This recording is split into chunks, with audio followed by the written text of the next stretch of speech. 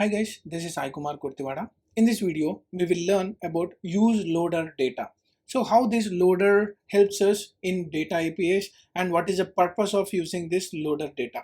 So how we can pass the data from routing to the component. So let me show you some small demonstration to understand this. So here what we have is, for example, we have something like a home page and it has a link called as products. When I click on these products, there are two approaches to get the data from the API. For example, you have a products API, you have to call a get API, and once we call the get API, you will be getting the data. So that type of API calls can be done in two ways. First way is the legacy way, that which we have used before. So whenever the component is loaded on the useEffect, you will call a fetch call or an Axios call to get the complete data of that products and you will render the data. But by using the concept of loaders, you can do it before. That means by the time it moves from home page to products page, it will get all your required content and pass it to the list of products before our component is instantiated.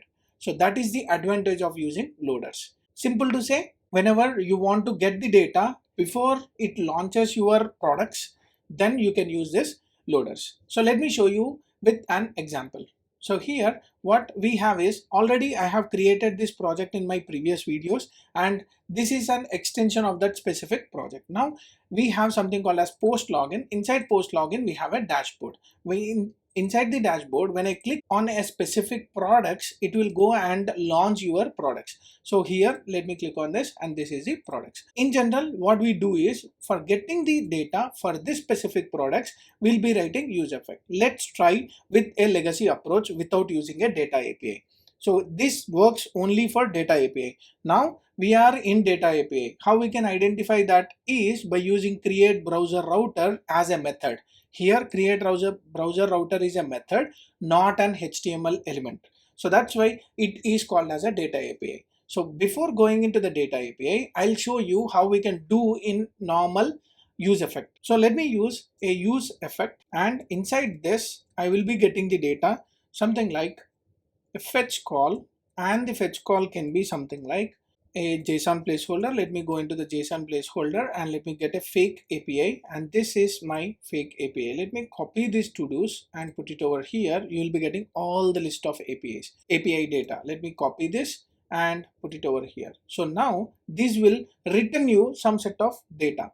That is nothing but dot then, and you will be getting a response over here, and inside this response you will be getting a JSON again. So response dot JSON, it is also a promise based. Let me use dot then, and this will be your absolute response, whatever you need. So let me write console.log of response, and this is a useEffect which should have empty array.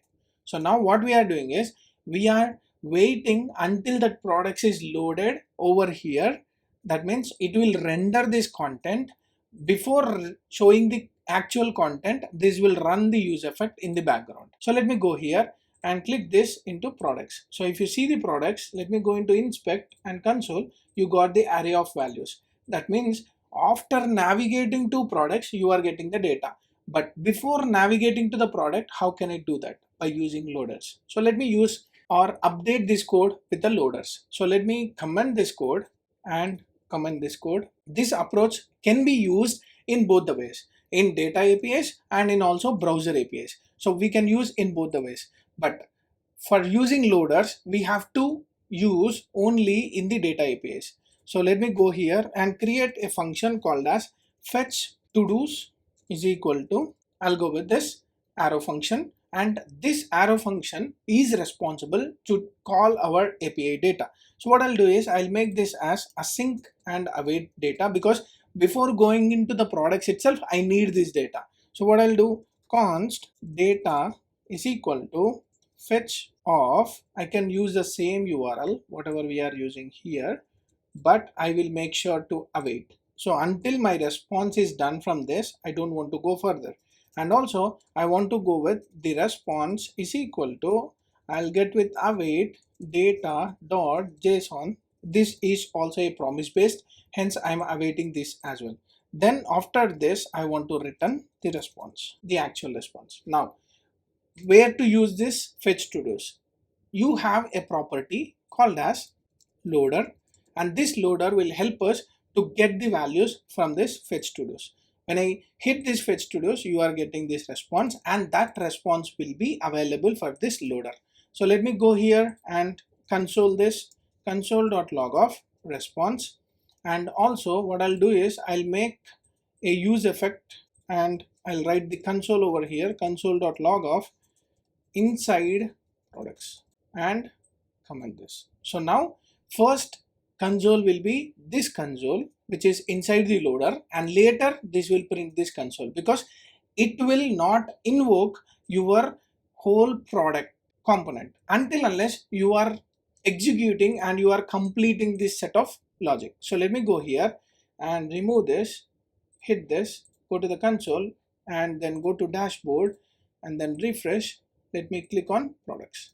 So now you can see it went into the loader, it fetched the data first, and then it went into inside products. That means before our product component is ready, you have the data handy. So how to capture this loaded data into our products? So it is very simple. Inside the products, they provided a hook called as useLoaderData. So let me use loader data is equal to useLoaderData. So this loader data is something like whatever the return statement you are doing over here, that means actual response whatever you are returning over here, that will be updated and received by this loader data. So let me use console.log of loader data, and this is the value, current value. Save this and go here. Now clear this off. Let me go to dashboard and click on products. You can see this is the loader data inside our app.js, and this is the loader data which is inside the products, and then it is going into your useEffect. That means before useEffect itself, whole your list is available. So let me go here and iterate that list by using a button. I'll use a button, but I'll loop this by using this button. So loader data, just for a safer check, I'll go with map as a question mark, map of I'll get the item, each item, and this each item can be rendered inside a button. So let me use a return statement which is having a div, and hit enter, and let me close this div, and then you will be getting a button. Inside this button, let me use the item value. So I can use item dot title and save this. Now let me format this, save this, and go to dashboard, clear this off, click on this products. You got all the product buttons, all the list of product buttons you got over here. Now there is a problem again here. So when I click on this specific value, how to get that specific value? By using loader. So for example, let me go into app.js, and inside this app.js, I am trying to use a separate path. If you want to use a separate path, you can use a separate path, or you can use the children for this. So let me use a children because it is inside my products. So let me go into the children's, and inside the children, let me create a path called as colon id, which is a dynamic value, and let me create an element. My element is not ready. Let me go here, and inside the products, let me create a new file called as product details.jsx and rfce. So our component is ready. Let me copy this one and put it over here, import it, and also let me write some set of loader. So loader as fetch specific to do. So I want to get only a specific value. So let me go here and let me copy this, put it over here. I'll use this specific name, fetch specific to do, and now let me use some set of params, or I can use directly this params, or you can extract it. So let me use the same thing, console.log of params. First I'm focusing on the params what we are getting over here. Save this, and now you are inside the products, and let me click on this specific ID. It has to navigate. Before clicking on that, I'll pass something like 1. Now you can see there is a values, and here you got some request. So you have a params which is having the request, which is having the context, which is having the params, and also the request body. So all these were available with you inside your component. That means whenever you want to get some specific params, either you can use params.params or you can use something like a destructure method so to get the params. And now these params will have the value. So let me use that specific ID over here. So slash dollar params question mark dot ID. Let me use question mark. Now, so this will get only the specific value of your selected ID. Now what I'll do is I'll go into my products and here I'll make a key as item.id, and then once the user clicks on this, I can use on click, and inside this on click I want to navigate. So let me use const navigate is equal to use navigate off, and I'll go with this navigate off. I want to navigate to products with ID. So I can use template string and I can pass $item.id. So this will be my ID. Once I click on this, it will navigate to our product details, and that product details should receive the value whatever we have selected. But before receiving that value, I should have a placeholder to showcase this content. So let me use outlet save. And now go here. Now let me go inside the specific product, or let me go back, refresh. Now you can click on this. You got lot of data, and inside that lot of data you got a specific completed value, ID, title and user ID. So to reduce our confusion, what I'll do is I'll just go and clear all the consoles which are not required for us. Now let me comment this console and comment this console, and let me go into the loader. Here also I'll comment, and now you are getting a JSON, and that response will be fetched here, and that fetched value can be displayed inside our product details. Let me go here and clear this off, and let me refresh. Let me go into products first, and here you can see we got post login and we got post login now, and you have products, and let me go down. So you have all the list of products. So when I click this, you are seeing an ID which is received in the app.js, and here functions are not valid as a React child element. So there is some problem in the product details. So let me import this. So this is not a function, it is an element. Let me give it as an element and import, save this. Now clear this off and go back. Now let me refresh. Now you don't have an outlet, but when I click on this, you got a products details. That means you have the list below, but still you are seeing the outlet called as product details. But I want to show a specific product details, and the specific product details is something like completed, ID, title and user ID. These all I have to receive inside my product details. Let me go into product details. I want to receive inside this product details. So const data is equal to useLoaderData, and this will receive the value, and that loader data I can show here. Either you can use json.stringify because it's an object, or you can extract a specific value.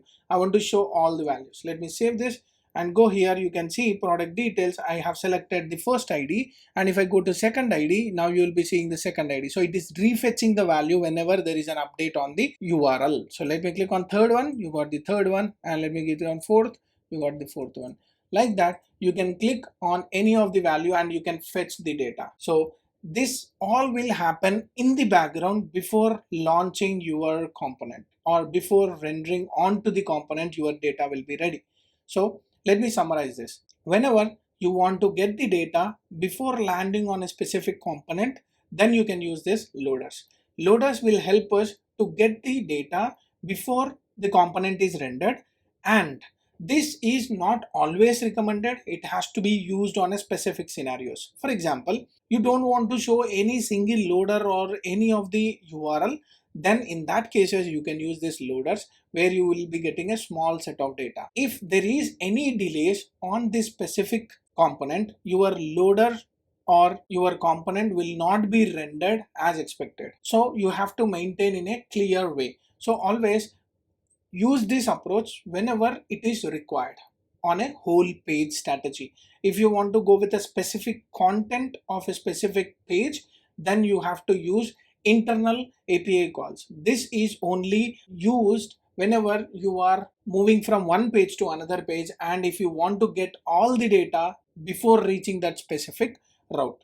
So that's how you can use your loaders, and this is applicable only for data APIs, not for the browser router outlets. So we have to use this latest version data APIs. That's how your loaders will work in React. And also you can pass the params and fetch the params for a specific dynamic values, and these params will help us to receive the data like search parameters and query parameters. Whatever the parameters are available, that parameters will be available over here.